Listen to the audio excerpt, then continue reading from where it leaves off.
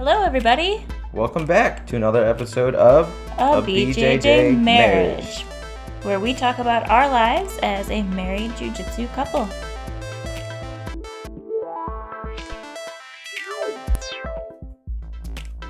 Hi, everyone.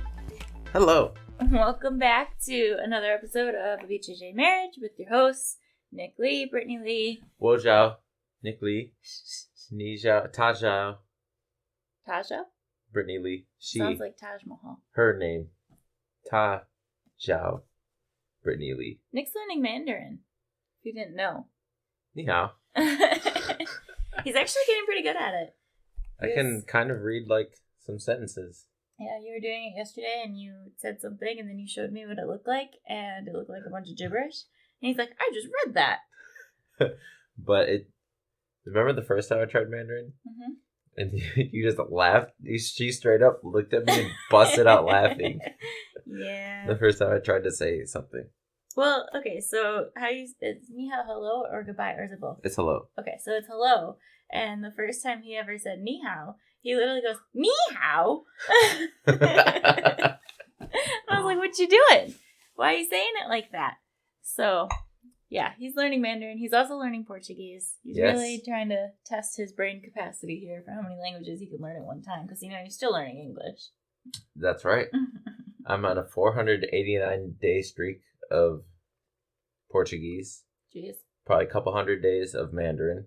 I don't know, it just tracks daily usage. So I've been doing 489 days of language learning in a row. Wow. My Portuguese is getting better. I'm still awful at it. I'm probably day like 4,000 in English or something. I don't think that's that bad, though, just because if you really put it into perspective. Wait, no, it's probably like 9,000 in English. Because like 365 days a year, 10 years. So that's 3,000, 4,000 a year. So maybe like 12,000 days in English. Okay. Well, when you're born, you obviously don't have any verbal skills until you're probably about, what age do kids start talking? Like 1.5-ish? About? Yeah, earliest is like 1-ish. Yeah, so you're just hitting that phase. Yes, I'm just getting past. You are the baby that just grew up to be 1.5 and you can finally start saying things. I can say like, mama.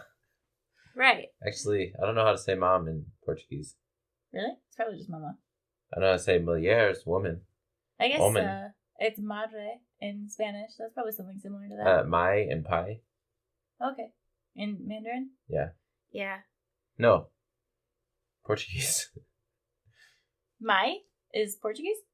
Yeah. I don't know, that just sounded Mandarin to me. In Mandarin, it's mama and papa. See, that's so backwards. Like, you would think Portuguese, it would be mama and papa, and then in Mandarin, it would be mai and pai. Like, if I want to say my mom, I'd say wo de mama. Oh, wo de. Wo de. Wo de. Wo de mama. Wo de mama si Zhonggoyan. Huh. No, my Gongyan. Language. Wo de mama si wa my Gongyan. Okay. See, he's a 1.5-year-old in Portuguese. But that was Mandarin. What the heck? So once you start like probably hitting year 3 is when it'll actually like kind of start coming together for you a little bit more. Yes. And then by the time you've hit age 5 or 6, I mean, even adults don't really know how to speak full English until probably like 10 years old? 9 or 10? I have a couple of friends that I'm learning Portuguese with and Mandarin with. And I was talking to one of my Portuguese learning friends, and it was Nick. But he was like, we should start speaking in Portuguese. And I was like, no. Nick? Bom tempo. He's learning Portuguese? Yes. I did not know that. He's on a 14-day streak, so congratulations, Nick. Good for him. I hope you just learned some stuff. But he was like, yeah, we should speak in Portuguese. I was like, okay, tell me what you're doing right now. And he was like, I can say like, woman. I was like, okay, how would you like to have a conversation? Woman. Bird. That's how you talk to me. Woman. Yeah, but I was like, we're going to be a far way out before we can just like speak to each other in Portuguese. So you started learning Portuguese 489 days ago. Why? To go to Brazil in the future Mm-hmm. and be able to communicate with Brazilians that do Brazilian Jiu Jitsu. Mm-hmm. Crazy how that just tied in. Yeah, right? But yeah, that is actually like why you started learning Portuguese, is because you wanted to learn how to speak to what, Master Sauer? Not just Master Sauer, but go to the Brazil camp with Master Sauer. And I know there's a bunch of native Brazilians there that speak Portuguese. Mm-hmm. And I would love to be able to eventually one day speak Portuguese Jiu-Jitsu. Mm-hmm. And if I, in the future, far, far away, if I become good at Jiu-Jitsu or something, I'd be able to teach seminars in more than just English. Mm-hmm.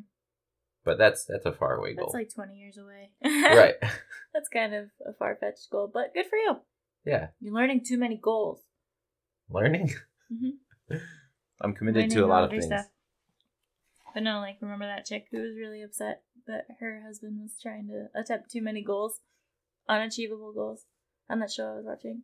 And you're like, wow, she's... Oh, that's right. I erased that from my mind. Because I was like, she is a bitch, because he's just ambitious. Yeah.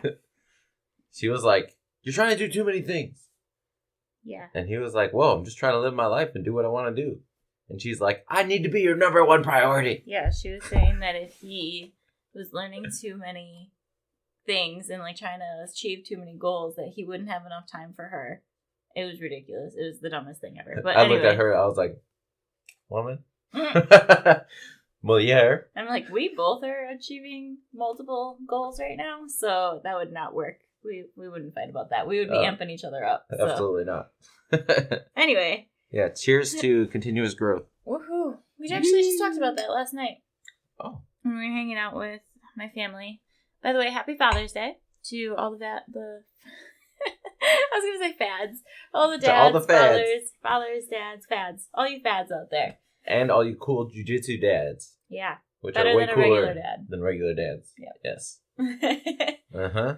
But yeah, we were hanging out. Are there any jiu-jitsu grandpas out there? Hit us up. Actually, it's not Grandfather's Day, so never mind. There's quite a few. I mean, doesn't Javi have a couple grandkids? Yes, but I'm wondering if there's any full grandparent, father, and son all train jiu-jitsu together. Oh. That'd be really cool. Know what I'm saying? Mm-hmm. Yeah. But anyway, so yeah, we were hanging out with my family last night, and we were just talking about it, and we were saying how it's really cool that we met when we did, because for those of you who don't really know our history too much, we met when I was 18, and I'm about to be 27, and then he was 22, and he's about to be 31, so we've known each other for close to 9 years say it like that? At this point. You could have said I'm 30. But we met at a very young age, and we were telling my sisters that in order to be able to continue this continuous path of growth together and be able to stay happy for a long time or a long period of time, we've learned that the key is that you have to grow together. And we go back to where we were about 5 years ago, pre-jiu-jitsu, and how much we've grown, not only as individuals, but as a couple since then. And we were kind of describing that if you are growing together, then nothing is going to stop you from breaking apart, or from staying together and not breaking apart. But if you decide to start growing into different branches, then you start growing apart. And even though we both have goals that we're trying to attain, we are also growing together in other aspects of our life, which is what's keeping us really strong, I think. Yes. No matter what, you're going to be growing as a person. Mm-hmm. And you're either going to be growing together or growing apart. Mm-hmm. There's no in between. Yeah. But I mean, think about where you were 5 years ago. Whether you were training jiu-jitsu or not, that's not really the point. It's just, where were you and how were you as a person 5 years ago versus how you are today? You are probably a complete 180 of where you were.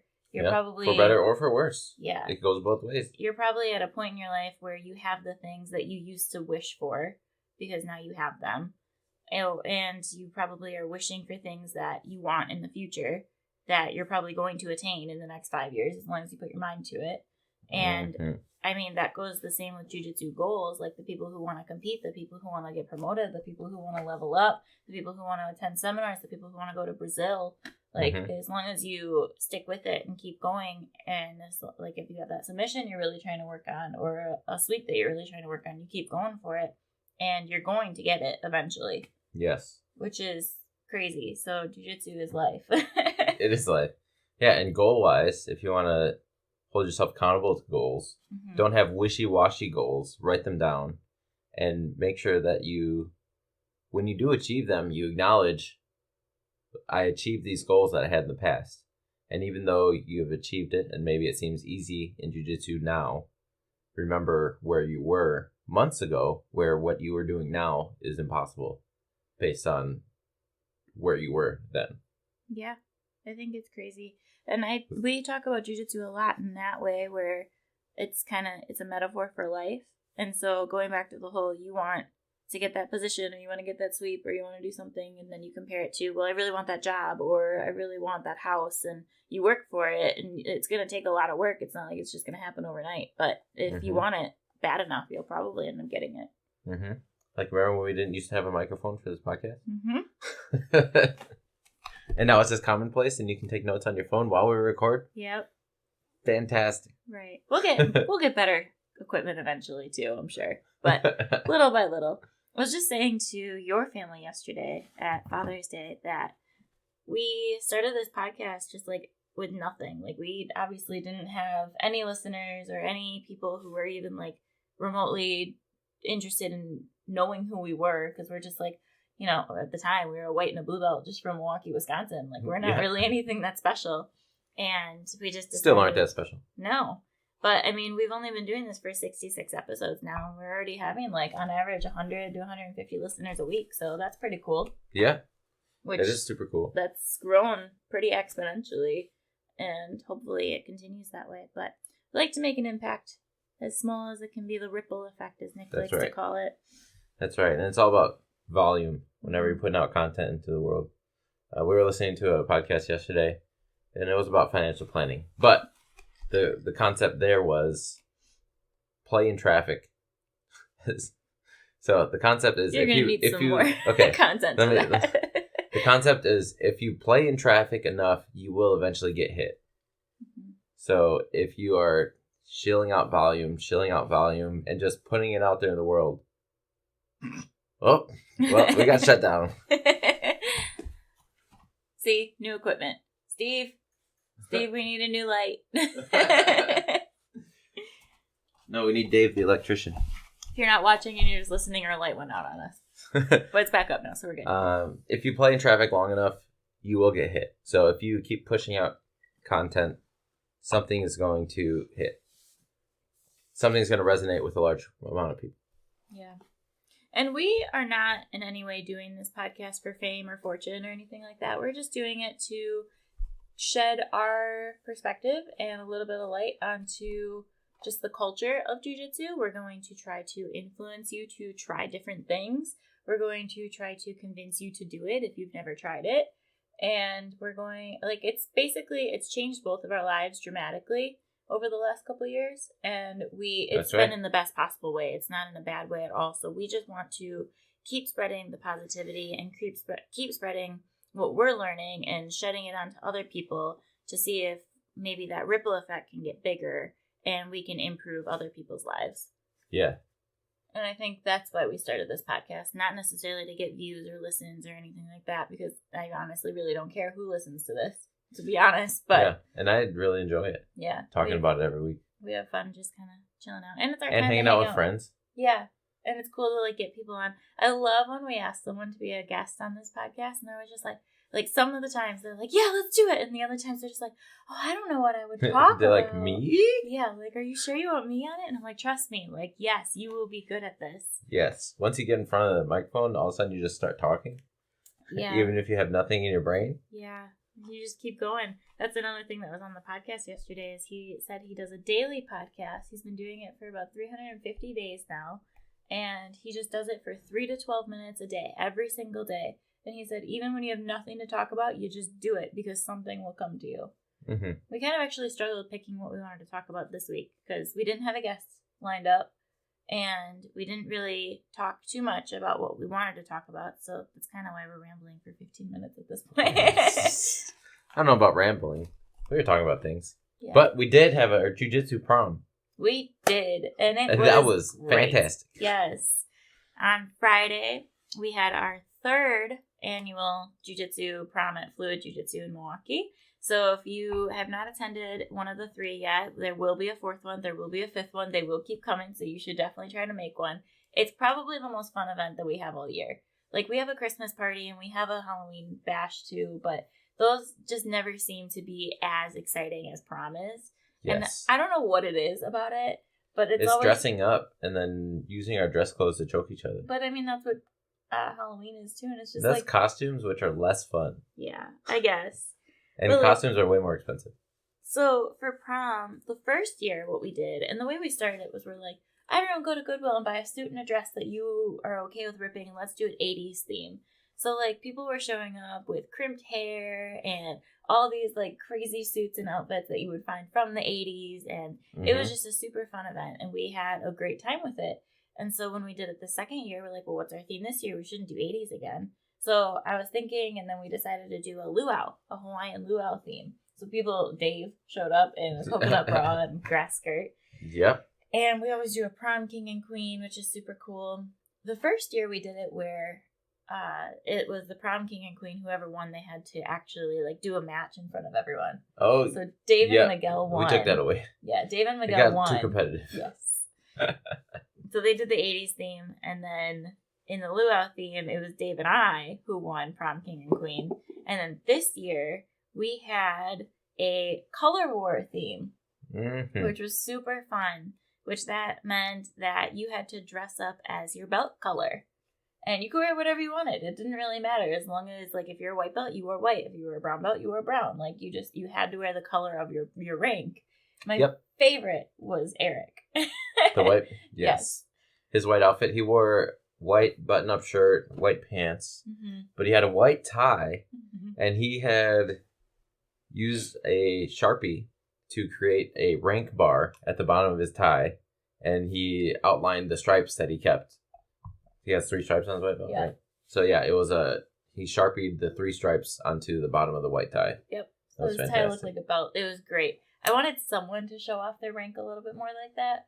Because, I mean, there is a big difference between a 0 stripe and a 4 stripe. Like, there really is. That's a long time that you put in, and you've, like, earned those stripes and everything. So I wanted someone to show off those stripes, and I'm really glad Eric did. I voted for him, and then I took it back. I had to vote for Tracy. Just because she had the whole thing. But Eric was my first vote. But I was like, but Tracy dressed up as a man and is literally Prince right now. So she has to win, unfortunately. Yes. Tracy showed up. She's a purple belt, so she showed up as Purple Rain Prince. Yep. With a guitar and everything. Yeah, she even, like, put on some fake mustache ink on her face. I'm not going to say Sharpie because it definitely, like, came off the sweat, but... Costume art. Yeah. She did a great job. And then Dave showed up as a pretty purple princess. He poked me with his boob wires. Wow. He was such a jerk. Dave was literally rolling with people, and he would take off their stuff, and he would keep them as trophies. So, like, if they were wearing a bracelet, he would take off the bracelet and, like, this is mine now. Or if they were wearing a scarf, he'd be like, this is mine. And he's like, I'm trophying everything. And I was like, you're such a dick. He tried to take off my sweatshirt. It did not work. Oh, nice. Because she's a blue belt and I'm a purple belt. I had to go shopping for us. She didn't have time. So I found her a dress, and I found me a purple shirt and some space pants, which was actually pretty fun. But then I found us a 4 XXL, a quadruple XL jacket that was like half blue, half purple. And then she wore the left sleeve and I wore the right sleeve, and we zipped it up, and we both fit in this blue and purple sweater. And that was pretty funny. Yeah. It was a 4XL, I think. Yes. It was just kind of wild that we could both fit in it. It was really funny, though, because he had went to Goodwill, he bought us clothes, and he came home and he's like, wait till you see what I got us. And I was like, oh boy. And he said, okay, close your eyes and stick out your left arm. What? So I did it, and then he just started putting on a sleeve, and I was like, okay, what is he putting on me? What is he putting on me? And then I feel him up against my other side, and I was like, what are we doing? And yeah, then he couldn't zip it up by himself, though. Yeah, I needed her help. That was definitely needed 2 people. But yeah, prom was super, super fun. We had a great time. I have no idea what our theme is going to be for next year yet, but I have some ideas. Let's go traditional Bond. What? 007, James Bond. Oh. We could do black tie, but we'll figure it out. Yeah. Either way, there's going to be a 4th annual prom next year, and so if you didn't make it this year, you should definitely try to make it next year because it's always a fun time. It's actually kind of crazy. I think we talked about the luau on one of our podcasts last year. Last year, yeah. But yeah, there's a lot of stuff still coming out. Like it's the summer now, so we just have a lot of events, and it's going to be a super fun time. We are tie-dyeing gis in August, which I'm really excited about. So we're going to get some white gis and some tie-dye, and we're going to make them all pretty looking. It's going to be a fun time. Mm-hmm. And we have some great seminars coming up. We have Tim Gillette from Denver, Colorado at Morning Star. Mm-hmm. He will be here on July 23rd, which is a Saturday. So if you have not had the pleasure of learning from Tim yet, you should absolutely try to make that one because he is a phenomenal instructor. Yes, he is. And he's a all-around stand-up dude. Very cool guy. He's going to be staying here with us, just as like every black belt does, which is kind of cool. We get all the black belts to stay at our house with us. But yeah, he'll be here end of July, and then we're doing a beach cookout rolling session with him and the rest of our gym. Oh, yeah. So we'll be bringing some mats to the beach and rolling and grilling out and having a good time. Heck yeah. And what else is coming up? We're going to Denver in the fall because Tim and Brent are actually flip-flopping seminars. So Tim is going to come here, teach a seminar, and then Brent and us are going to Denver in October so that he can teach a seminar. So that'll be really fun. And we're going to see Res Rocks, and we're going to Hot Spring, so I'm super excited about that. Heck yes. But yeah, so lots of fun stuff coming up. Mm-hmm. So I guess what I kind of really wanted to get down to with all of this is like Jiu-Jitsu has really impacted our lives for the better. We've exponentially made our just fitness levels, our health levels, our happiness levels, our just keeping social and all of that stuff. Like everything and career paths and everything has been adjusted based on the jiu-jitsu we've added into our lives. Yeah, everything has just been better since we've started training, I believe. And that's why we are always trying to get our friends to join. Yeah, we want them to join the cult with us. Come to Struggle Pajamas. Because it is a cult, right? Struggle Snuggles, come on. Cults don't always have to be a bad thing. It is a cult. Like, it really is. This is true. But, yeah, so we are constantly trying to get our friends to join with us. And it's not even, like, necessarily just because we're being pushy and we're just like, you need to do it. It's, like, mostly because we want to see you. And we're not want to see you. We're not really willing to give up our training time to, like, go do something else or go drink at a bar. There's that, but I think that's a selfish reason for wanting our friends to come train with us. I think the biggest reason I want my friends to train with us is the health benefits in general from jiu-jitsu. And if you train, you know you've lost weight. You've gotten stronger. You've gained mobility. And like, I just saw my brother and some of his family for the first time in a while. And like, he came up to me. He was like, dude, every time I see you, you're looking like bigger and stronger and better. Like, how's that happening? And it's like, dude, I just train all the time. That's literally it. He's like, no, you're not lifting weights. You're not doing any extra workouts. Like, no, man, I just lift people. And I get that often from people. It's a workout, though. Oh, it's absolutely a workout. Lifting people is hard. Yes, and don't get me wrong, I'm not bench pressing people. But I definitely have some sweeps and some elevations that put people ass over tea kettle or whatever that phrase is. Right. You never heard that? No. Anyways, we understand as jiu-jitsu practitioners the health benefits of jiu-jitsu. And I think that's the number one reason we want to see our friends and family join is because most people that we encounter are not living very healthy lifestyles on average. Yeah. Like, if you're not seeing your jiu-jitsu friends, you're going to see other family and friends.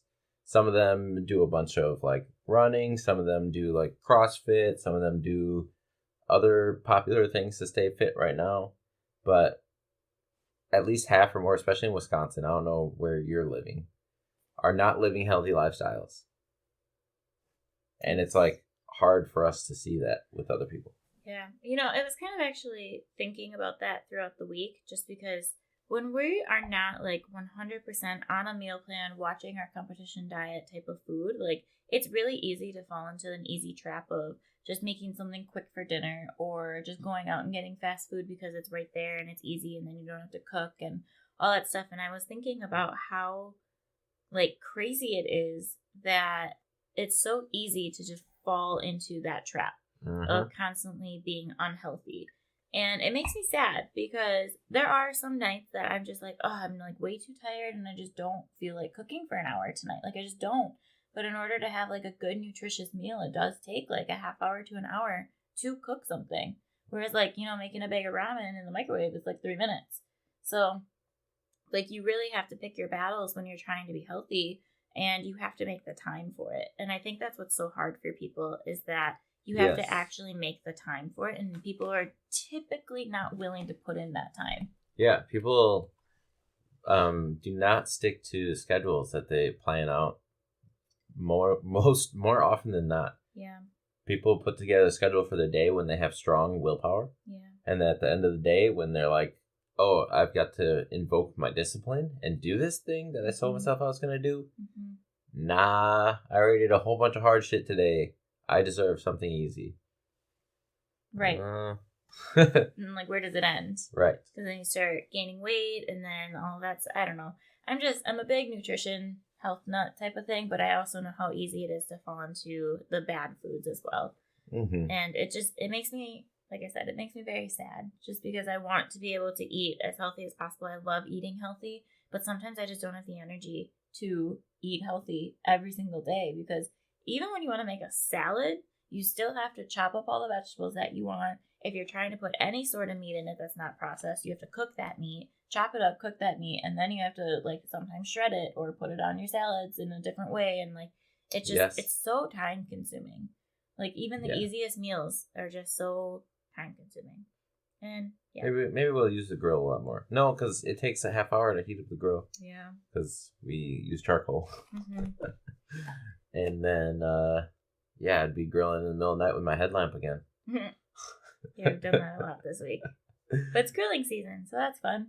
Yes. Which grilled food is definitely healthier for you, and I think grilled chicken tastes so much better than chicken on the stove.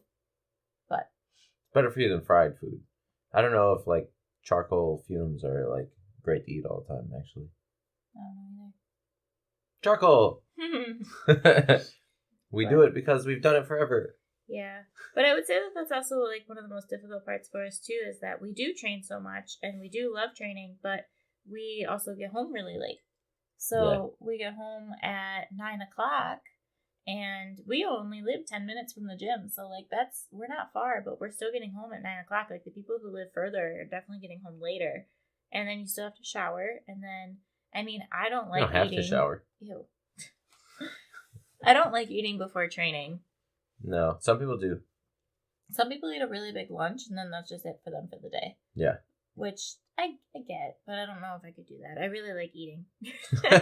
I enjoy eating. I'm not gonna lie. Someone just told me, she's in her 60s though, so her metabolism is quite a bit different. But she was just like, oh my gosh, it's not good to eat right before you go to bed. And I was like, I have no other time. Like straight up, I have no other time. It's either I stop training or I eat late. Like, those are my two options. Yes, it's true. So, health benefits is one major reason we want our friends to come do jiu-jitsu with us. What's another reason? I said the social aspect. Yeah, social life. Your social butterflyness really comes out when you're forced to snuggle with people. Struggle snuggles. What else? So I hear a lot of the times that people say that they are not moving as much as they want to. So the thing that I like about jiu-jitsu is that it's a fun workout. You don't really have to, there are days that you're a little tired, I guess, but like you don't really have to force yourself to go because you kind of almost want to go for the most part. I think we're a little bit different breed, but I've heard from a couple other people like, oh yeah, I had to like really make myself get here today, but now I'm here and I'm great.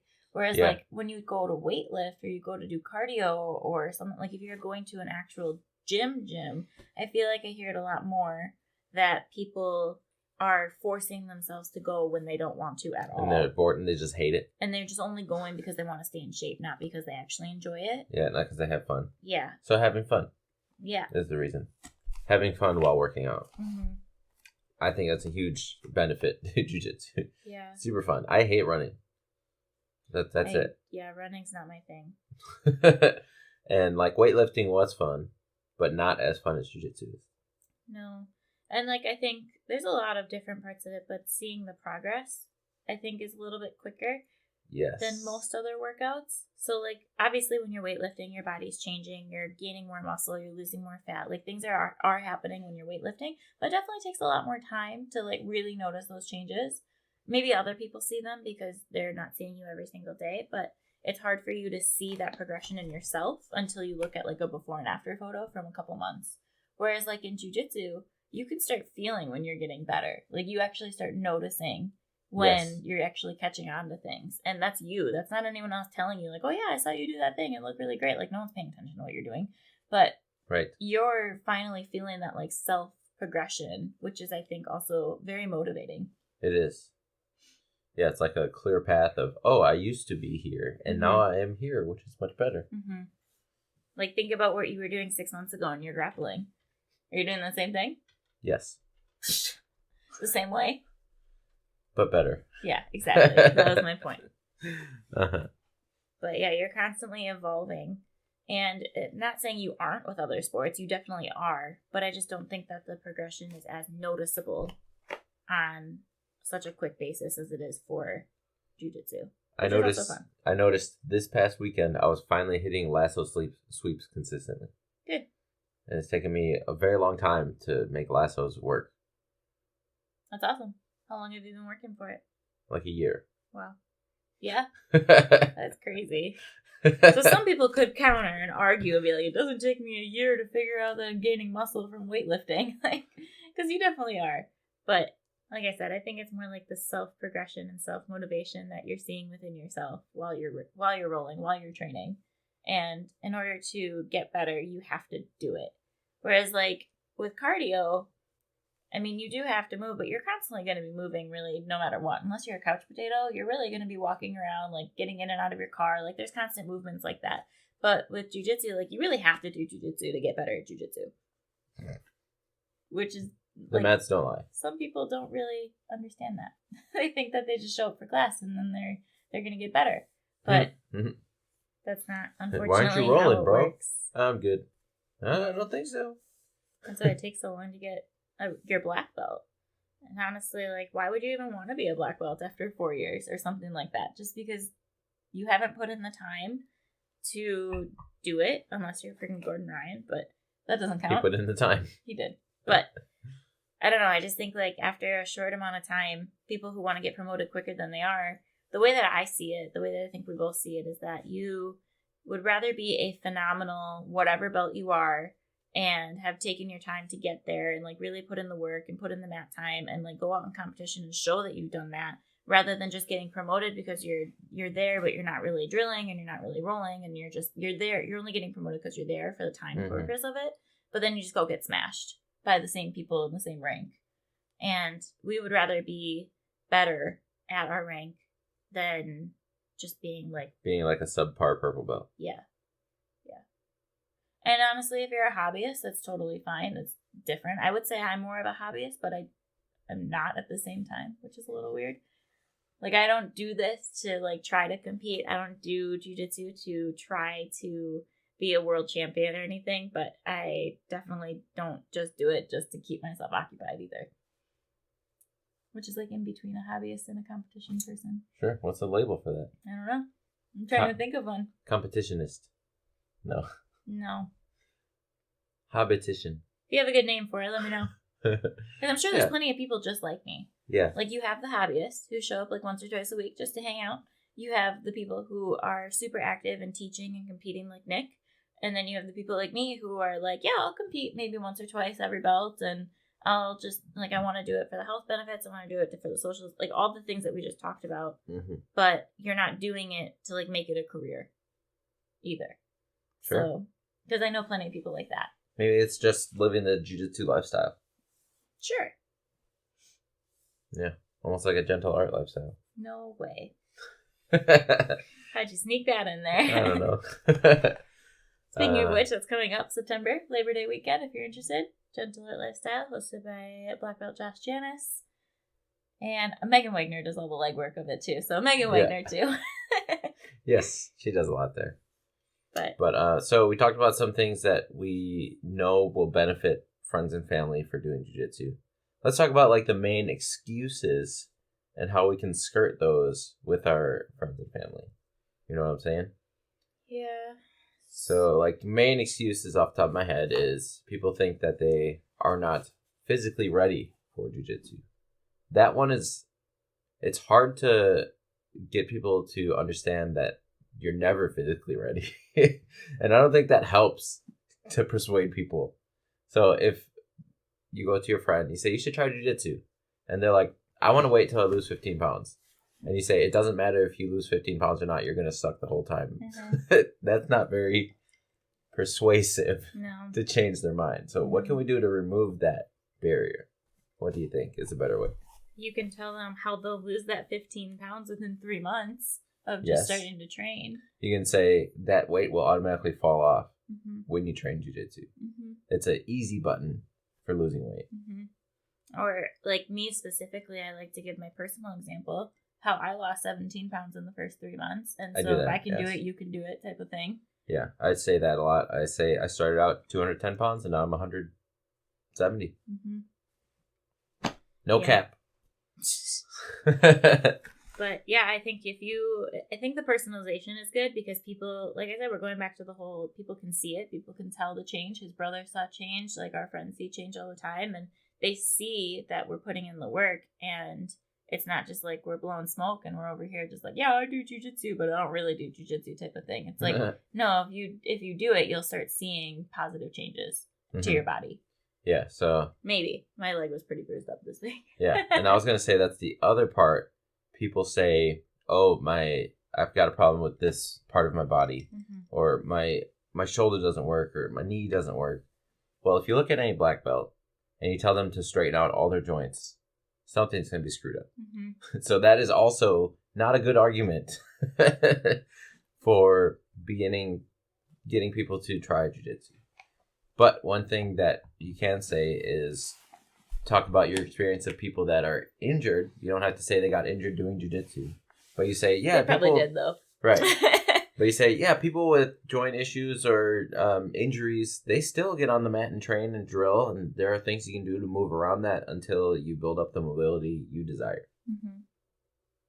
Yeah, the excuses that we hear are kind of crazy, and they're exactly what we say they are. They're excuses. Like, until you actually say it, or until you actually try jiu-jitsu and you decide that it's not for you, it's going to be for you. Until you physically decide it's not for you, I don't believe you. Yeah, some people, it's just not for them. And it's not. But, like, you know how that saying is that jiu-jitsu is for everyone? I disagree. I very much disagree. I think it is, but I think it is only until a certain point, until you realize that it's not. However, that means that I still think that everyone should at least try it. Yeah, jiu-jitsu is for everyone unless you're a bitch. Wow. All right, then. So, yeah, if you listen and you ain't doing jiu-jitsu. Interesting. So, I would say that, I think it's kind of crazy when, if you had to put, like, all the excuses that you hear into a chart or a graph, it actually really does vary by gender. Because I hear different excuses from guys versus girls all the time. And it's like the same excuses from guys and the same excuses from girls. And they're not the same. The only ones that are the same is I'm too old, I'm too fat, I'm too out of shape, I don't have a working limb, or like something like that. If you think you're too old, listen to our last episode with Nancy. Yes. Because you're not. If you have any excuses, you should go listen to our last episode with Nancy. Because you're not doing it right. Nancy can do it, you can do it, trust me. Yes. But more so, send that episode to your friends who say they're too old. Yes. That's how you combat the old argument. Yes, exactly. But I would say that the excuses that I hear from guys the most is because normally they say it's not for me, and then you say why, and then they kind of get into that whole like, well, it's gay. Like, you roll around with other men type of thing. It's like, I'm not going to do that. That's not comfortable. You want to struggle snuggle with me, bro? So, like, men get that ego where they're just like, oh, I'm not going to, like, roll around with that other guy. Like, gross. And especially when you have the big meatheads, the big broads from the gym, like they're just like, no, I'm not gonna do that. What can we do about that? You tell me. We're still working on Brian. Yes. Well, what do you think? Is something we can say about that? Because like the main thing that we say like is oh you get over that, right? But that's not very persuasive if you have not already gotten over that. So I don't it's really like, know what you would say to change their mind on that, because that's the reason that some of my friends don't train. Some of my guy friends just don't train. They don't want to do it. mm-hmm. And I don't know how to change their mind. I I'm know. still figuring that out. That's the question I'm asking. I don't have an answer either. Okay, so if you have an answer of how to get your broad friends, Broad? your big broad friends, I don't know, your meathead friends. Because it's Meathead? Mm-hmm. Yeah. Your meathead friends. If you know how to get your meathead friends, or if you have maybe a meathead friend that started, like, how did you get them to start? They don't have to be meatheads, but any friend. Well, anyone who thinks that it's gay to do it, that don't want to do it. Like yesterday when we were at his family's house, someone was there and they asked Nick, like specifically they asked him, like, do you roll with other girls? And he was like, yeah. And she was like, what? Like, just thought it was like the weirdest thing. I mean, she's 75, so she's very old school, grew up in a very different time. But yeah, basically, I think in her mind, she's like, you're a married man rolling around with other women. Like, that's not okay. Because she had asked me, I was like, yeah, she kicks my ass. And she was like, no, not your wife. I get that, but other girls. And I was like, oh, well, yeah, they kill me. Yeah. And I just was laughing. Like, I think she was just like, I cannot believe you let your husband touch other females. And I'm like, it's not like he's making out with them. Like, I'm not worried about it. Yeah, it is intimately close, mm-hmm. right? But it's not an intimate action that you're doing with people. Mm-hmm. So I'd say like the biggest thing to try to get over that hump is to ask people what they would do if somebody was, connected to them or just holding them in like a bear hug and had to get out. Yeah. It's more of you try to bring up the practicality of grappling mm-hmm. to try to get them over the hump of how close you are with other people. Yep. And I think that kind of leads into the excuse I hear from females the most is that they don't want another man touching them. Mm-hmm. They don't want they don't want bodies to be near them. They don't want to be grabbed. They don't want to be touched. Like, that's just something that you hear a lot. And I do have an answer for that one because I've seen it work multiple times. But that's how you lead them into either self-defense class. Yeah. Because then they can start learning, like, self-defense, which, I mean, it works, but I think the real defense is when you get to the ground, honestly. Like, Jiu Jitsu is a self-defense art. But if you take them and, like, you teach them the black belt test type stuff, like escaping when someone has your wrist, or if someone comes and bear hugs you from behind, and, like, mm-hmm. how to not get kidnapped type of thing, then that really, like... So far, I have not been kidnapped. Great. But then that really, like, puts a trigger in their head where they're just like, oh, yeah, like, if this happens, like, I don't know what I would do. Whereas, like, no one really thinks about if you're getting kidnapped, you're going to have to grapple with the person. You just think about trying to get away. So if you can first teach the female, like, how to get away with a self-defense class, then that's kind of like a gateway drug. It's like a gateway drug. Whoa. That was weird. But then it's like a gateway drug into jiu-jitsu. And that's how we get a lot of our females at Fluid to start, is like they first start coming to either a free self-defense seminar that we mm-hmm. host, or they come to Danny's Saturday self-defense class. And then they're just kind of like, oh, because then, like, you have to incorporate the grappling a little bit in there, not full on sparring, but, well, when you take them down with an ankle pick, then, yeah, you have to start armbarring them just to break their arm and then run away type of thing. Yes. And that, I think, is very empowering for women to see that they're just like, oh, I can actually do that. Or mm-hmm. if she can do that, then maybe I can do that too. Or, like, especially with me, I'm not the smallest human on the planet. Like, Susie's, like, 30 pounds lighter than me, but I'm also not big at all. So, like, I'm relatively a small female in comparison to a lot of the population. And when people see me, like, being able to throw Nick... Yes, I was just going to say that. Think it's, like, the craziest thing in the world. Yeah, I would say if you are a woman, you have, like, a 200% better chance of getting your friend to try jiu-jitsu than if you are a man. Because, like, people look at me and, like I said, my brother's like, you're looking built.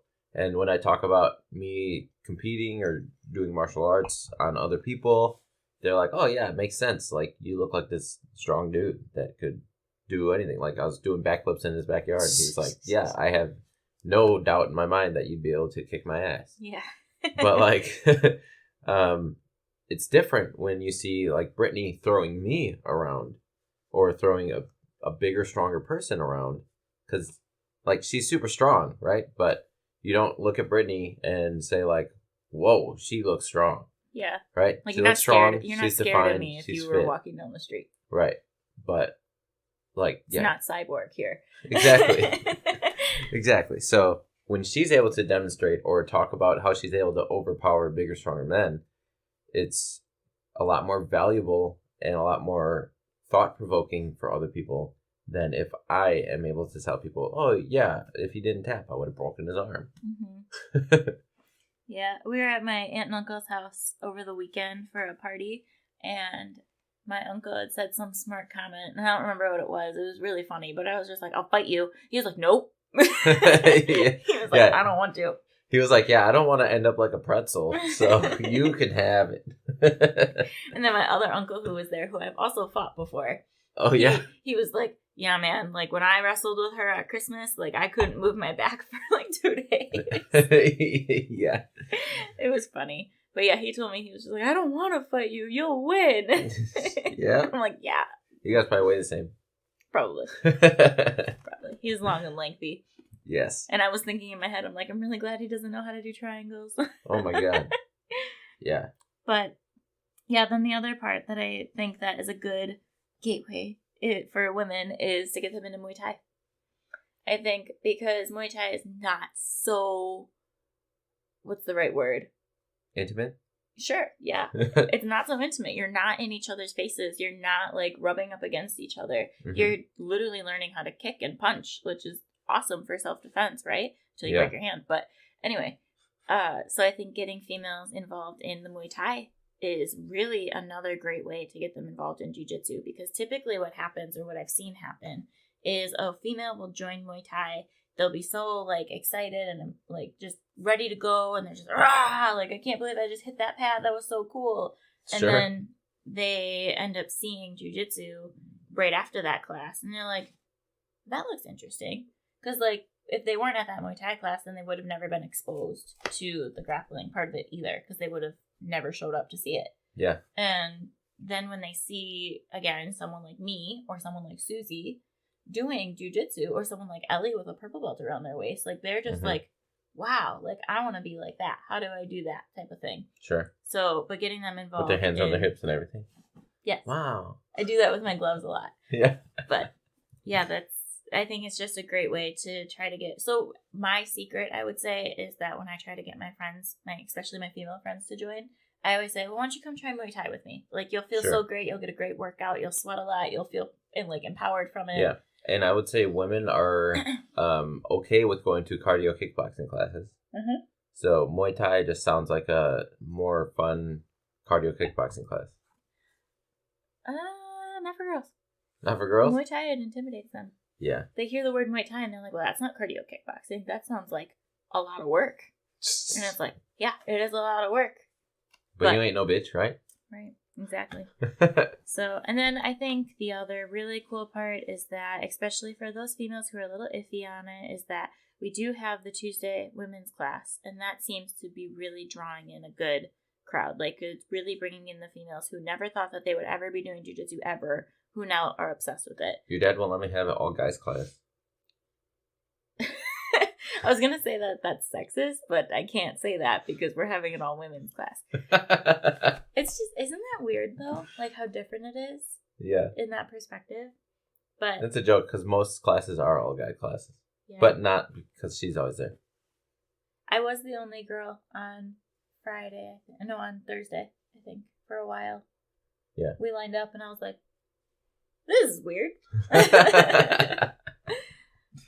But yeah, so if you have a female that you're trying to get to train, maybe instead of pressuring them into coming and trying to be intimate, you're gonna be close to dudes all the time. Right. No, I would try to get them involved in some other sport or other martial art that your gym may offer first, just to get them exposed to it, and then maybe they'll start seeing things or start feeling things a little bit differently, and then they'll be able to kind of just easily transition. Yeah. If your gym does like yoga, Yeah. bring them there. Yep. And then a lot of jiu-jitsu gyms that have yoga for jiu-jitsu. And it kind of like ties them together in a way that they can like be like, oh, I can see how that might work, or I can see where that might be practical. But yeah, having a woman just being the person that gets your friends to try is much easier than having a stronger man persuade your friends. Yes. So your gym should designate a woman spokesperson. Mm-hmm. Yeah, it's good to have that one female that people like kind of go to for advice or for guidance or support or just things like that. Like I would say Ellie, Tracy, and I are the three that most of the females come to talk to about things. Or if you have a smaller dude, like we have Devin at our gym, and you get it. The technique resonates from a jiu-jitsu practitioner to a non-jiu-jitsu practitioner better the smaller that person is that's championing jiu-jitsu. Mm-hmm. So like Elio made jiu-jitsu famous because he was a smaller dude. Right. And he could take on these judo dudes that were like 220 pounds. Yeah. Yeah, it's crazy. I mean, Devin is the same way. Devin's a little monster. He was a 135-pounder. He was fantastic on wrestler. Our episode. One of them. He was, yeah. Look up Devin Biersack. Devin Biersack. BJJ Marriage. We probably talked about wrestling the whole time. He's a wrestling coach. He helps teach the kids classes. He shows them some wrestling moves. He teaches a wrestling class. But he's 135 pounds. Phenomenal wrestler. Great scrambler. Like, he's just a fantastic role. And he did a competition not too long ago. And he went 7-1. Like, yeah, he's just a beast. Monster. So, beast mode. It's just cool to see someone, like, any size, any rank, any gender. It doesn't really matter. You just have to keep going for it, I guess. Mm-hmm. And you have to figure out if it's for you, because there have been people who have started and it doesn't work. It doesn't click for them. And that's fine, but you don't know until you know. Yeah. And they'll find something else. They'll find their jiu-jitsu. Right. Yeah. But having a spokesperson, smaller woman or man, that once you bring your friend to the gym, once you get them there physically, you can have them talk to that person. Mm-hmm. If you are not the person that is the good at getting your friends to try. Mm-hmm. Yeah, because it is hard to get your friends involved, especially if they have no interest in it. Because obviously you want them to have an interest in it. You want to be able to share this passion of yours with your friends and be able to talk about it. Like, I just got my hair cut from Bobby Jo Wenzel. She's a white belt at Neutral Ground. And I found out she was a hairstylist. So I was like, well, I'm going to start going to you now. And we were just talking about jiu-jitsu the whole time. I was there for an hour and a half and we talked about jiu-jitsu the whole time. Mm-hmm. And like, it's fun to be able to talk about. And you want to be able to express your passion, as I said, with your other friends. And so if you're with someone who has no interest in jiu-jitsu, but it's like your life, it's kind of hard to find other things to talk about at that point because you are both in such opposite spectrums. But if you both train, then you can talk about your training, and then you can still talk about your life too. Yes. Rather than just being like, well, I train jiu-jitsu and I do this and this is what I tried, but you don't know anything that I'm saying right now, so it's probably not even worth it to talk to you about it, type of thing. Yes. So I think that's one of our favorite parts about hanging. Like, whenever we hang out with people from the gym, we do talk about the gym a lot. I would say 50% of our conversation is about the gym, but 50% is not, which is still good. But then when we're hanging out with people that don't train, if we start talking about jiu-jitsu, we always have to like kind of backtrack and stop talking about it so much because we don't want to annoy them. Yes. Which is why we did this podcast. Yes. But a lot of times they still ask questions. Well, okay. How's that jiu-jitsu thing going? Yeah, does it drive you nuts when people ask you that? Because, like, I really don't like it when people ask me, how's that jiu-jitsu going? And I'm like, just fine. The same as it was still last love time. it. Yeah. And, like, you really want to know? Because you're not going to understand. Yeah. We get it all the time, especially on holidays. Like, when you're seeing people around, they're like, oh, are you still doing jiu-jitsu? Or how's the gym going? Or, like, how's all this? And it's like, do you want me to tell you it's bad? Like, obviously it's still great or I wouldn't be doing it. Yeah, I think they're just interested, but they don't know what to say about it because they don't know, like, if they're supposed to ask if you ranked up or if they're supposed to ask, did you compete recently? That's easier for them to ask me. They always say, how'd your last competition go? Yeah. And then I have to currently I have to talk about my bad experience at Pans. Yeah. But anyways, that will change sometime in the future, maybe in December. Once we stop going to weddings and go back to competitions. Right. But so do you hear any other excuses? Any last ones that we didn't talk yeah, I think about? the main excuses are body's not ready. Mm-hmm. They don't like too old. Yeah, body's not ready. That's all under body's not ready. And then they're too close to people. And I think those are the main ones. Mm-hmm. Or no, the other one is they don't have time. Oh, yeah. That's the other main one I wanted to bring up. Most people say they don't have time. And that is a symptom to a disease which is greater in their life, which means they have no control over their own time based on whatever is going on in their life. And we kind of touched on that a little earlier in this episode, just saying, like, you have to make the time for it. Yes. If you don't make the time for it, it's not going to happen. Yeah, but not just jiu-jitsu, for anything that you desire to want to do in your life. Mm-hmm. Because it's not just going to come to you, especially if you already have a daily routine that you're sticking with. Like, trying to incorporate something completely new is you have to make the time for it. You have to change your routine. Yeah. And you have to set priorities and boundaries in your life for you to achieve whatever it is you want to get to. Mm-hmm. So when people say they don't have time, it's not just jiu-jitsu that they aren't able to do. I'm sure there's a whole lot of things that they haven't been able to do. Yeah. And until they get control of their schedule or figure out how to stay ahead of their life instead of catching up continuously, they're probably not going to come to jiu-jitsu, unfortunately. Because you're always just going to keep finding those excuses, or your friends are always going to keep finding those excuses. Like, oh, I can't today, I'm too tired. Like, I know one of my friends, I convinced her finally to come join, and she's like, I'm going to start coming on Tuesdays. Like, I'll do the Muay Thai and I'll do the women's class. And I was like, great. And the last 2 weeks I've texted her, I was like, you coming today? Like, is today going to be your first time? She's like, oh, I'm too tired. And I'm like, okay. That's a good excuse, yeah. I'm like, all right, whatever. You calling her out. When you want to make the time for it, you'll make the time for it. I can't make you get here. Yeah, so what I say when people say they don't have time, I ask them more questions about their life just to help them gain some perspective about their relationship with time. Right. Because I know at that point, I'm not going to overcome that barrier for them to come to jiu-jitsu. Yeah. And I mean, they're going to make any excuse in the book that they can if they don't want to do it. And normally when they say I don't have time, that's like their third excuse for not coming to jiu-jitsu. Mm-hmm. And it's that most of the time is the real reason, but they don't want to admit to them not having control of their schedule. Mm-hmm. And honestly, like, I get it. Sometimes you really just don't have time. Sometimes you have things going on. Maybe your boss asked you to work late, or... Pretty sure the first 25 years of my life, I didn't have control of how I was spending my time. Yeah, with work.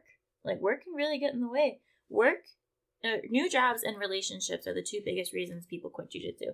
Mm-hmm. And if you think about both of those in a grand scheme, it's because of time. Yes. They take up time. Yep, and people don't understand their relationship with time. Yeah.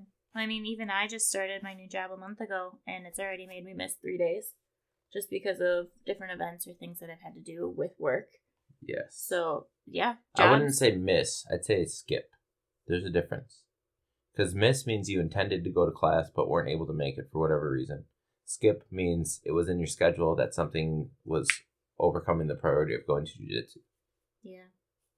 I think it's important to distinguish those two types of not going to jiu-jitsu. Yeah, and then that's where you really have to prioritize what's more important to you. Going to your work event or going to the gym. And I know I actually had to balance with that. This coming Thursday, there is a retirement party happening at a fancy restaurant for my work. And I was invited to go to it, but that would have meant I would have had to skip Thursday class.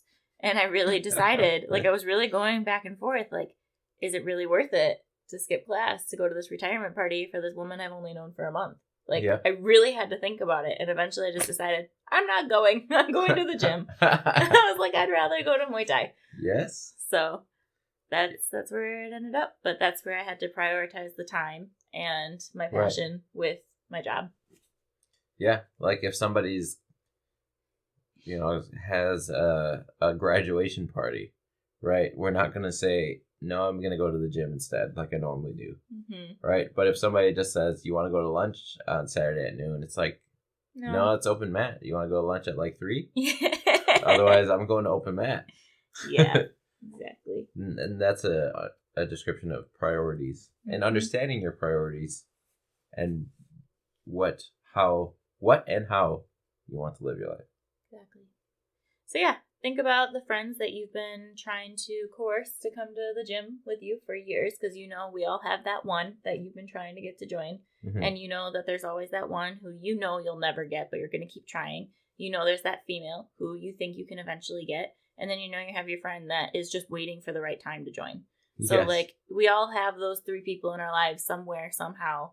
Yep. And just think about the excuses that they're giving you and how you can overcome those excuses to change their life for the better. Yeah, and don't bring up, I would say, shy away from, like, the you'll get over it, or telling them things that don't seem attractive.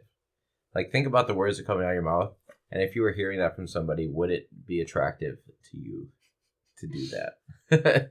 Because, like, most of jiu-jitsu from the outside in looks like we're insane people. Mm-hmm. I was talking to someone at the party yesterday. She was telling me about her meniscus issues, and I was telling her about what I know about the meniscus, and she was like, how do you understand that? And I was like, oh, because I try to destroy other people's meniscuses. And she was like, what? And I was like, yeah, so I got to understand how it works so I can destroy it better. And she was like, get away from my knee. And I was like, okay, that's fair. Yeah. It's crazy. But anyway, so I think that kind of sums up everything. Like we said, if you have friends that you want to join, think about the excuses that they're giving you and how you can overcome them. And in an attractive way. Yes. That's it. Remove the barriers and make it seem easy. Yeah. And keep training. Make the time for your training. If you love it and you want to do it, then do it. This is also how to close a sales pitch. Yes. So, thanks for listening, guys. We will talk to you next week. Adios.